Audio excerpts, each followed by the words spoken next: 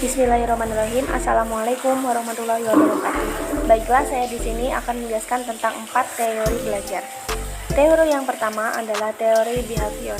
Teori ini berisi tentang perubahan tingkah laku yang terjadi karena pengalaman belajar. Dalam perkembangannya, teori ini menjadi aliran psikologi belajar yang memiliki pengaruh terhadap tujuan peningkatan teori belajar dan praktik dalam dunia pendidikan dan pembelajaran. Lalu kelebihan teori belajar behavior ini adalah yang pertama, guru akan terbiasa untuk bersikap teliti dan peka saat kondisi belajar mengajar. Yang kedua, guru lebih sering membiasakan murid untuk belajar mandiri. Yang ketiga, dapat mengganti cara belajar. Yang keempat, dengan teori belajar ini sangat cocok untuk mendapatkan kemampuan yang mengandung unsur-unsur kecepatan. Lalu kekurangan teori belajar behavior ini adalah yang pertama, tidak semua pelajaran dapat memakai teori belajar ini. Yang kedua, guru diharuskan untuk menyusun bahan pelajaran dalam bentuk yang sudah siap.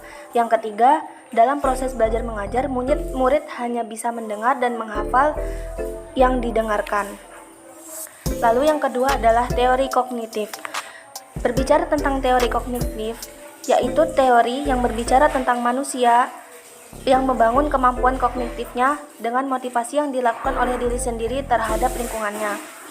Inti dari konsep teori ini adalah bagaimana munculnya dan diperolehnya skema atau rancangan manusia dalam mempersepsikan lingkungannya.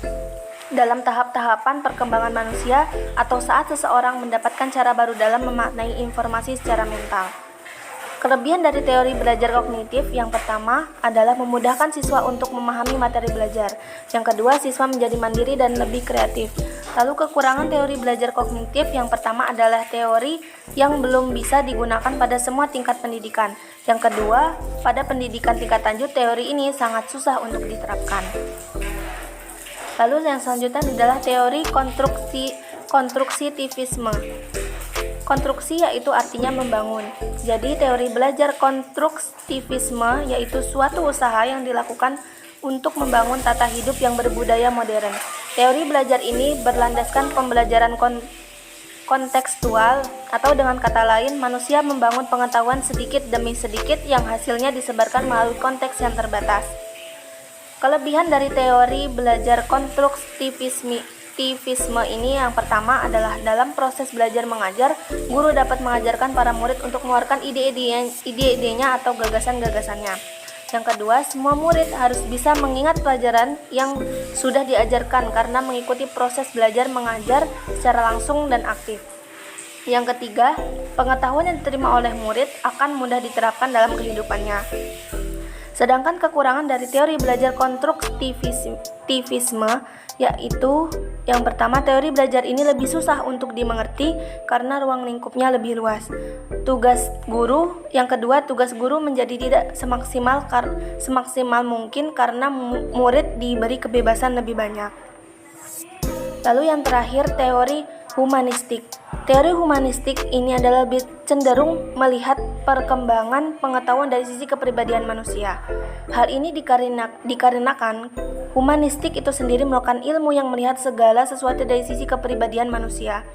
Teori belajar humanistik juga bertujuan untuk membangun kepribadian murid dengan melakukan kegiatan-kegiatan yang positif. Guru atau pendidik dengan aliran humanistik ini akan mengutamakan hasil pembelajaran berupa kemampuan positif yang dimiliki oleh murid. Kemampuan positif tersebut akan membangun dan mengembangkan emosi positif pada murid. Lalu kelebihan dari teori belajar humanistik adalah yang pertama, adalah jika proses belajar mengajar mengutamakan pembentukan kepribadian, perubahan tingkah laku, dan hati nurani. Lalu yang kedua, dengan teori ini murid diharapkan menjadi manusia yang bisa mengatur dirinya sendiri. Kekurangan dari belajar humanistik adalah berada pada muridnya. Maksudnya, murid yang tidak mau mengerti akan potensi dirinya sendiri, maka murid itu akan tertinggal dalam proses belajar dan mengajar. Sekian dan terima kasih. Wassalamualaikum warahmatullahi wabarakatuh.